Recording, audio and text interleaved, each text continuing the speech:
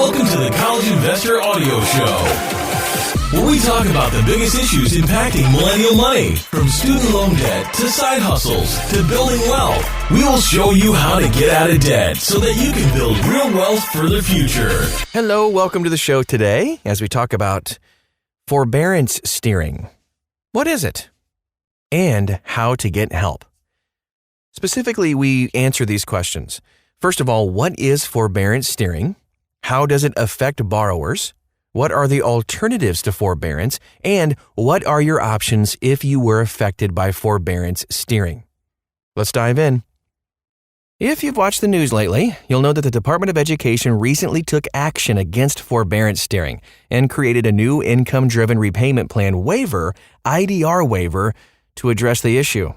This opportunity is estimated to help upwards of 725,000 people qualify for student loan forgiveness in the first year. So, we're partnering with our friends at Chipper to help you understand if you qualify for student loan forgiveness. Chipper will connect your loans, make sure you're enrolled in the best repayment program, and help you get the loan forgiveness you deserve. If you're curious, you can check out a link to Chipper at thecollegeinvestor.com. First of all, what is forbearance steering anyway? Forbearance steering happens when a borrower is placed in a general forbearance, even when the borrower would be better off in an income-driven repayment plan. The Consumer Finance Protection Bureau, CFPB, filed a lawsuit against Navient in 2017, alleging that Navient steered borrowers experiencing long-term distress or hardship into forbearance instead of income-driven repayment plans. The CFPB argued that Navient compensated call center staff based on their average call time, thereby discouraging call center staff from engaging in long and detailed conversations with borrowers about their financial situation and whether an income-driven repayment plan was appropriate. Borrowers can enroll in a forbearance over the phone with written confirmation sent to the borrower afterward, while income-driven repayment plans require the borrower to complete a long application form. Navient enrolled more borrowers in forbearance and income-driven repayment from 2010 to 2015. Navient responded to the CFPB's allegations, arguing that it does offer income-driven repayment when appropriate and that some borrowers nevertheless chose forbearance.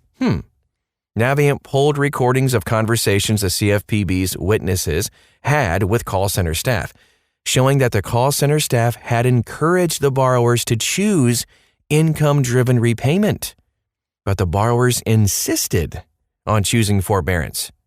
Navient also noted that a short forbearance is sometimes required as a prelude to changing the borrower's repayment plan to an income-driven repayment plan. Interesting. So that's kind of the story behind forbearance steering, just to give you an idea of what it's all about. And although it is easier to sign up a borrower for a forbearance than an income-driven repayment plan, loan servicers earn less money when a borrower is in forbearance, so it doesn't help them at all. The U.S. Department of Education pays loan servicers $1.05 per month for borrowers in a forbearance and $2.85 per month for borrowers in an income-driven repayment plan. Loan servicers are paid nearly 2/3 less for borrowers in forbearance than for borrowers in income-driven repayment, thereby aligning the financial incentives for loan servicers with getting borrowers into income-driven repayment plans. Navient settled with the CFPB and 39 state attorneys general in January 2022, resolving the forbearance steering allegations and other allegations of unfair and deceptive practices and abuses. And by the way, the settlement actually implicitly defined forbearance steering as follows. Eligibility. The borrower had at least one federal loan eligible for an income-driven repayment plan. Eligible plans include loans in the direct loan and FFEL programs, but not federal Perkins and private student loans. Federal Parent Plus loans are not eligible unless they were included in the Federal Direct Consolidation Loan. Duration. The eligible loans had at least 2 years of consecutive forbearance, at least one of which was entered into through a telephone call. Prospective forbearance. At least half of the forbearance time was forward-looking and not to bring a past due loan current, and no prior income-driven repayment. The borrower was not previously enrolled in an income-driven repayment plan prior to the forbearance. Now let's move on to how does forbearance steering affect borrowers? Both forbearances and income-driven repayment provide borrowers with some financial relief. Both are better than delinquency and default, but there are several important differences you need to keep in mind. A forbearance suspends the borrower's obligation to make payments on their loans, usually up to a maximum of 3 years for federal loans and 1 year for private student loans.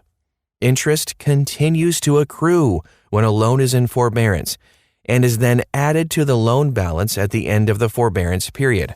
This increases the amount owed by the borrower, of course, making it more difficult for them to repay the loan after the forbearance than before.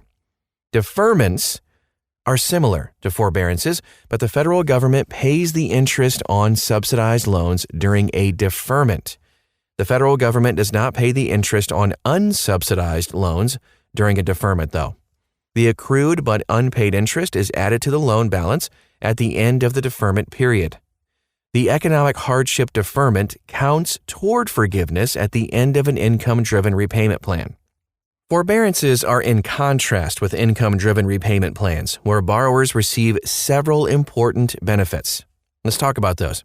First of all, zero payment. The loan payments under an income-driven repayment plan may also be zero if the borrower is earning less than 150% of the poverty line. Permanent relief. There is no time limit on the financial relief available through an income-driven repayment plan, unlike the 3-year limit on forbearances. Lower cost. The federal government pays the accrued but unpaid interest on subsidized loans during the first 3 years in certain income-driven repayment plans. IBR, Pay, P-A-Y-E, and Repay, R-E-P-A-Y-E. And half of the accrued but unpaid interest on unsubsidized loans if you're in the Repay plan.